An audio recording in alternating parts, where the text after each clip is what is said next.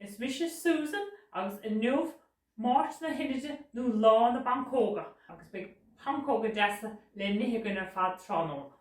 So nis tá háide sa gom a gur Pancóga an ceann bunúsach bhfuil arrólasca go chéine té Muga plúir agus Muga Bainne agus óbhaistechan agus is sin chuir le chéile agus tá ceann eile ní sláin túil an son ní leon Siúcra tá Praisseach agus tá bananaiste agus bí sé anabhlasta chuma.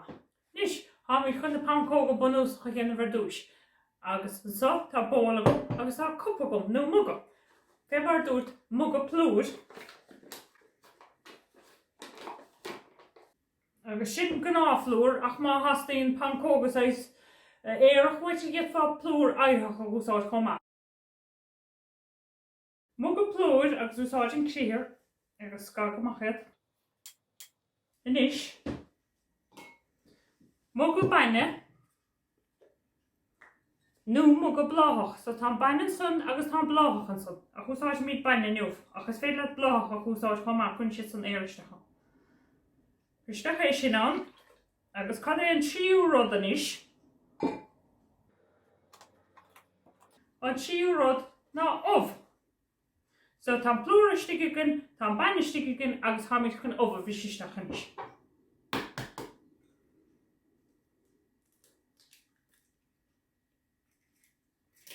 Agus anis tá míid chun ar fad a bhesca le chéile, sé seo an Eagrathóir, 50 Eagrathóir agus meas go chéan rud go maith le chéile chun na cnapáin bhainte machchas. Caithfidh sé seo bheith 10 mín bhíocht tá sé ar fad tá an tómh brististeach agus é bhesca go maith úsáid a láimh chun na plúir ar fad a chuiristeach agus na cnapáin ar fad a bhainte machchas.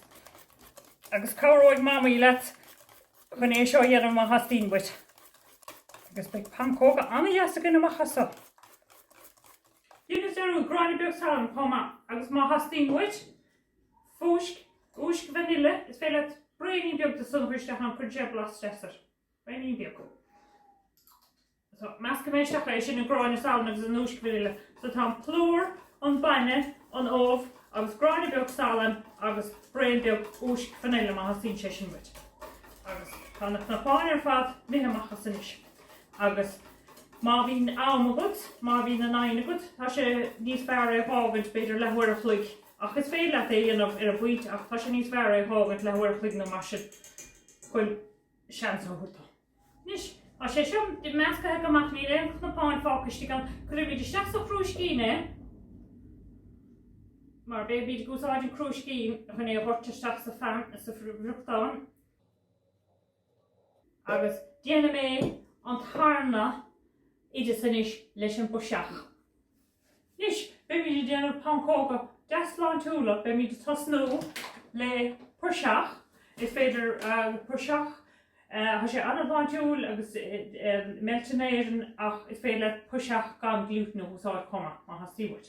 So, tá sé seo anna himplé Dorn Praisseach agus tá Ruiséal beag agus sé na Dorn díreach isteach. An son, há óbh bhísisteach.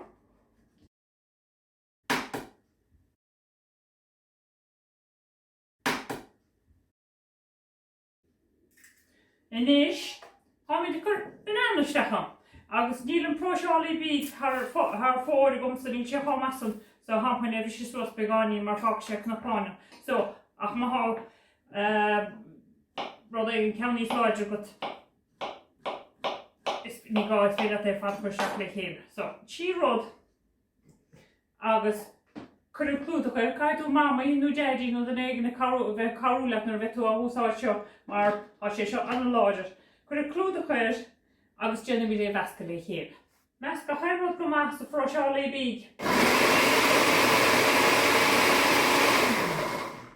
Nis mar sin hágaí.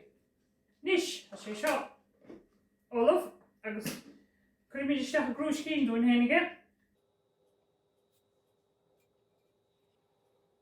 So tá sé seo ólamh ledal ar a bhreachtáin agus be míid átar ar chavan áidir san éir. Tá míid chun na Pancóga a dhéanamh ar a bhreachtáin. So bí cinnte gúil mamaí agus déidí nó déidí leat nar háú a dhéanamh seo. Chuir siúil an sorn, electrocht nó gas, tas master in chéad. Fáid mami agus daddy mar dút chun carú leat chun é sin agus chun an fruchtán agus 5 pí immer agus chuid fápéir cisnecha agus aber le mami go daddy é sin chimmert an fruchtán an ban nar bhí sé taobh suas agus de gná an chiad pancóg ní bhín sé chomasam so scuile sin nabí rá bhór am an bhín sé chomá bí rudí hagan an dhéag sin bhí sé gohúnta chuir fat. An pan an fruchtán tá sé te go maithnis tá sé tas agus háis haí chuné seo, bhí sé seaamar fe tam so duna sé sin maihasta haí chuné bhhartaisteach brein má agus chur timppel an pan mar seo. So bhfuil sé fad chom timppel tá sé níos chuná sé an de é. tú ciúis tá sin sé gáardach beáiníonn san cumad súla níir chun ná dóha sé agus fé le fiú an fichant fé. Ní sé sin ála fós Bhí cha míad ríist sé an chiad ceann das na Gnáth Phancóga. Tá sé fád beáín dana éistú méid nóma teileda. Bhfuil scite míí rih lenaí chun é seo dhé be sé seo deas blasta agus be míid chur baríocha deasar. Nis sé seo choíis be mí dul chun é seo chasanis. Teamí chun é seo chasa san éir. Woo! Nis tú cúpla nómar dáir a déhheil an taobh túthail agus be sé olhansol. agus má hastíhfuir cúpla ceanna dhéanamh de mámaíú déiríú de gghefuachach sa gthorcha is féidir de choristeach in ein náfuilróthe ar flota agus cumát sé go me sé ar fad olah chun sí agus é dhé. Agus sé seo an pancógaile an cean leis an buiseach agus an banana agus an dámh agus ná fiochan sé sin annaheas chomá agus tá sé bláán túúil agus anna bhlastar fad. Is Tá pancóg déantagan as cad bhéh gun ar a bhara. Tá man é seo chuir ar an blát ar dúis agus an rud is smálam hénig is smálam Gráinne Siúcra.